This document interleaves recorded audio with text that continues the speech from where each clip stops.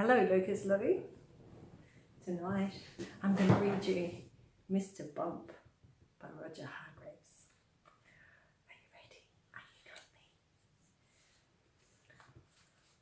This is the sad story of Mr. Bump. The trouble was that Mr. Bump just could not help having little accidents. There was something for Mr. Bump to bump into. He'd bump into it all right. For instance, if you were to see Mr. Bump out walking down a street in your town, and if there happened to be something to bump into down that street, then you know what would happen, don't you? There's Mr. Bump.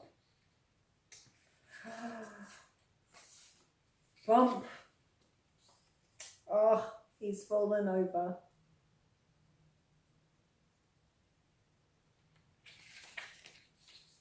Mr. Bump was just the same at home.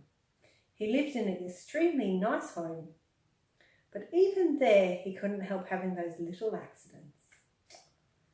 There's his lovely home. For instance, one morning when Mr. Bump went outside his house, he noticed that the chimney pot had come loose in a storm the night before.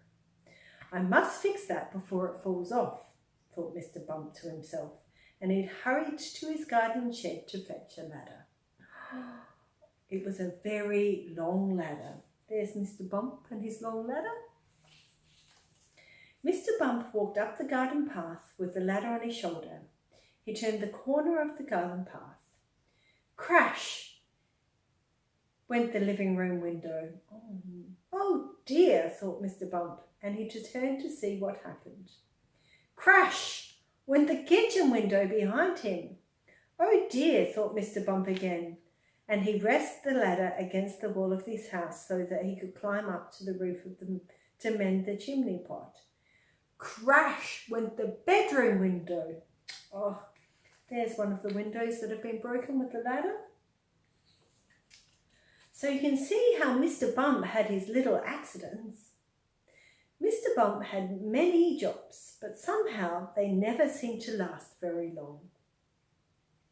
As soon as anything got lost or broken or splintered or chipped or snapped or cracked or torn or burst or wrenched or crunched or split or slit, Mr. Bump got the blame. Oh, poor Mr. Bump, getting all the blame. For instance, when Mr. Bump worked in a farm, he tripped over the farm dog and spilled the milk which he was carrying for the farmer's wife, which the farm cat lapped up.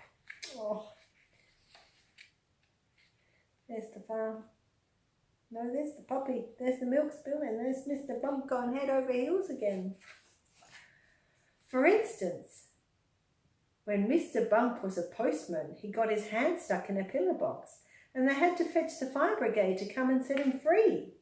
Gosh, there's Mr. Bump with his hand in the fire in the post box. Oh, stuck. For instance, when Mr. Bump was a bus conductor, he fell off the bus and couldn't catch it up again, and all the passengers travelled without having to pay. There's Mr. Bump chasing the bus. For instance, when Mr. Bump was a carpenter, he found that when he was hammering nails, he hammered his thumb most of the time, and the nail hardly at all. Oh, there's the nail, and there's poor Mr. Bump with the sore thumb. In order to recover from this series of rather unfortunate happenings, Mr. Bump decided to take a holiday.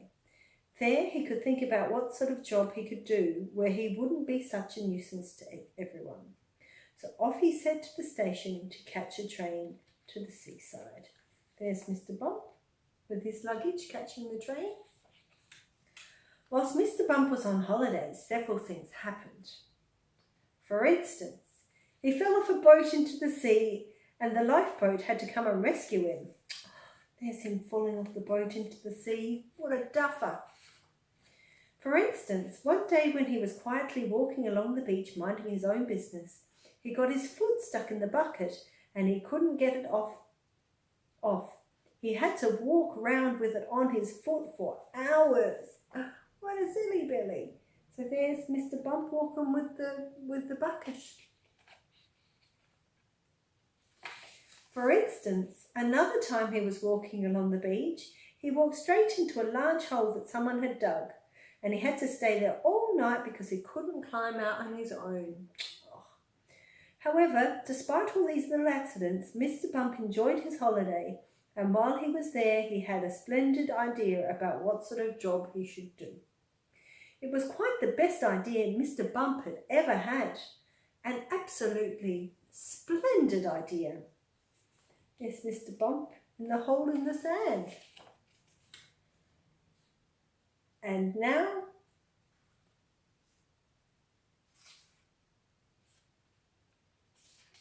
Mr. Bump works happily for Mr. Barley the farmer.